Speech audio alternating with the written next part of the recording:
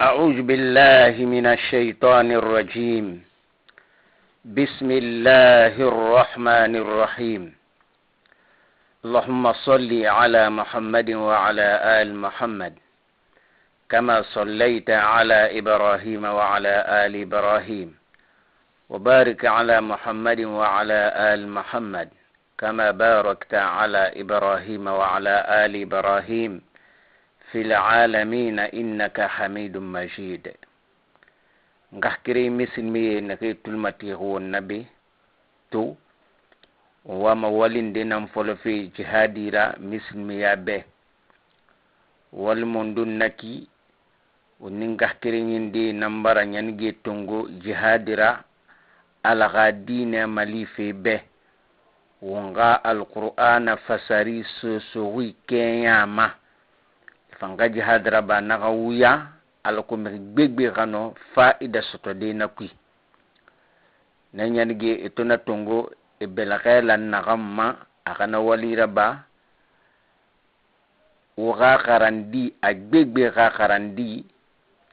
nde kunya nde bore nde ngahkere ni mismi ya dina kui Imam Muhammad Sise Masjid Rahman centre commercial afinimani deuxième mamnan ana findi kindia bardi fanna Madina wula nanan na yiwalira bafe jihadira alhamenge be alghawla sawaba ma jiwali kui alo mariga masinke ya na subhanahu wa ta'ala ba'da a'udhu billahi minash shaitanir rajim والذين جاهدوا فينا لنهدينهم سبلنا وإن الله لمع المحسنين وإننا نجهادين على نقيم غيو كتا انتان الغافيكي إبالوغي إنغارن تغلير نغا نيمة تنغمان كراغون كرانا غنفان على من نغمسون ومبي ألغا خيراب عليه الصلاة والسلام وأنزلنا إليك الذكر ana kambara alqur'ani ragure tan khairama litubayyana linnas alko ikha lenkena maya mghebe ma sira nuzila ilayhim nakanna gurahima wala allahum yatafakkarun temunde ina tagraba fi ghaira ibe khakhil ma na mghina khaira eyama ne no mane e kan takhside ibra kira fogra e ya morok naganna umbara almakandi alqawm birimbira kira fogora ala wonya morke kira naganna anu aga khaira kira nagambo alqawm birin so na kira gomma on fama ywali nan na folode insha Allah khalaqa men gayasati on qur'ana nam fasarima abirin kha alaga men gayati on nara basu sokhi on naga o mawali on nara folohi suratul fatiha nam suratul fatiha akli nagasa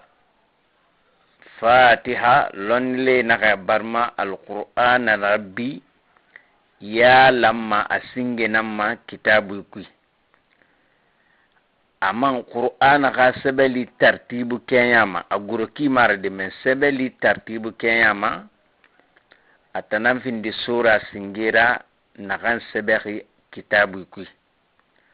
sura nara nagan findi Makia surara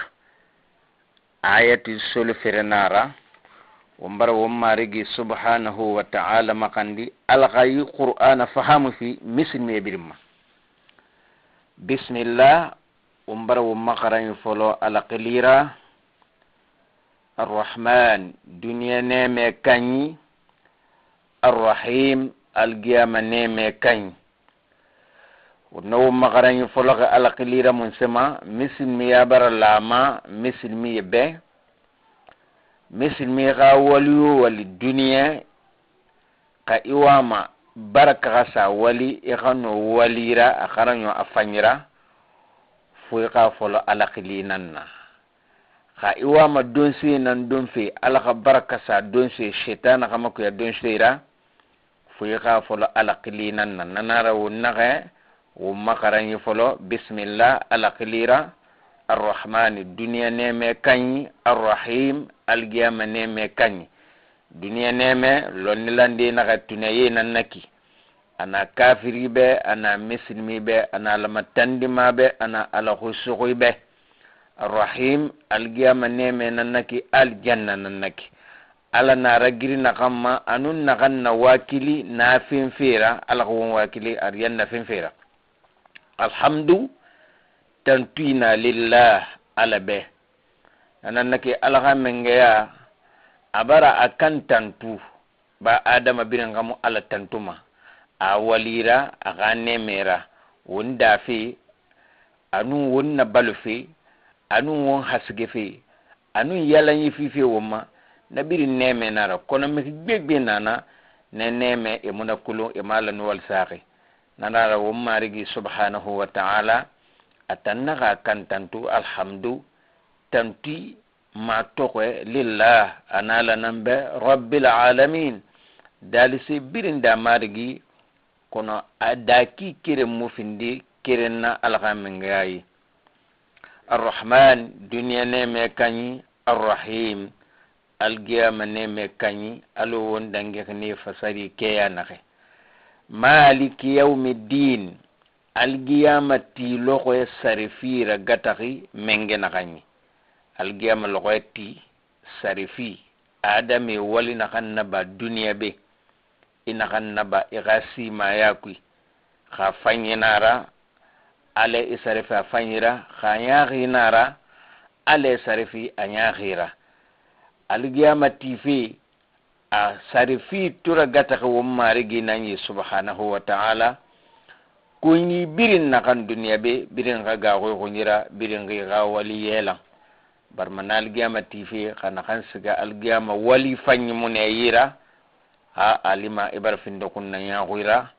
alima ibara finde makara naxan findima alaxa kuñira alaxa kuñi alaxonoxo mengen kuñi naxanma iyyaka na'budu itan ala yaati moxo itanan batuma wombara ta'kid raba wonnaxa ala yaati wonnatanan batuma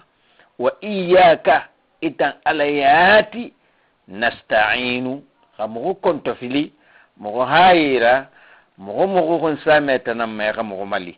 ma sen bele firina ñeki